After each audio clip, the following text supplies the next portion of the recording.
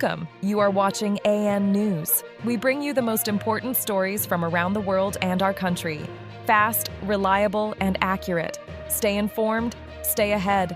At least 19 dead in Nepal after Gen Z protests at corruption and social media ban. At least 19 people have been killed and dozens injured in Nepal after demonstrations against political corruption and a government social media ban led to clashes between protesters and security forces. Thousands heeded a call by demonstrators describing themselves as Generation Z to gather near the parliament building in Kathmandu over the decision to ban platforms including Facebook, X, and YouTube, as well as over wider dissatisfaction with the government. Nepal's Minister for Communication Prithvi Subha told the BBC police had to use force, which included water cannons, batons, and firing rubber bullets. The government has said social media platforms need to be regulated to tackle fake news, hate speech, and online fraud.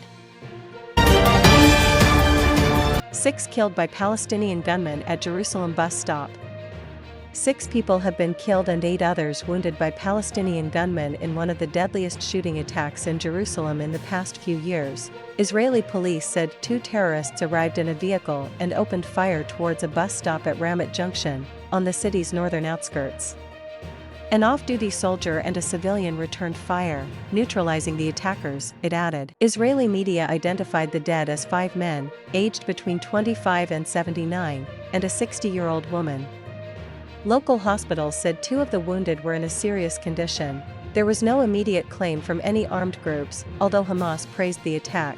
During a visit to the scene, Prime Minister Benjamin Netanyahu told reporters that Israel was in an intense war against terrorism on several fronts.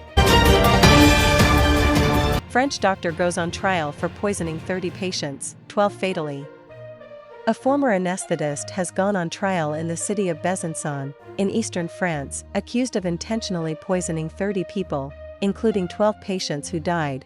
Frédéric Pétier, 53, considered by colleagues to be a highly talented practitioner, was first placed under investigation 8 years ago, when he was suspected of poisoning patients at 2 clinics in the city between 2008 and 2017. Despite the serious charges against him, Mr. Pétier has remained at liberty under judicial supervision and told French radio on Monday there was no proof of any poisoning. The trial is set to last more than 3 months and involves more than 150 civil parties representing the 30 alleged victims. Allegations of poisoning emerged in January 2017, when a 36-year-old patient called Sandra Samar, who was otherwise healthy, had surgery on her spine and her heart stopped beating.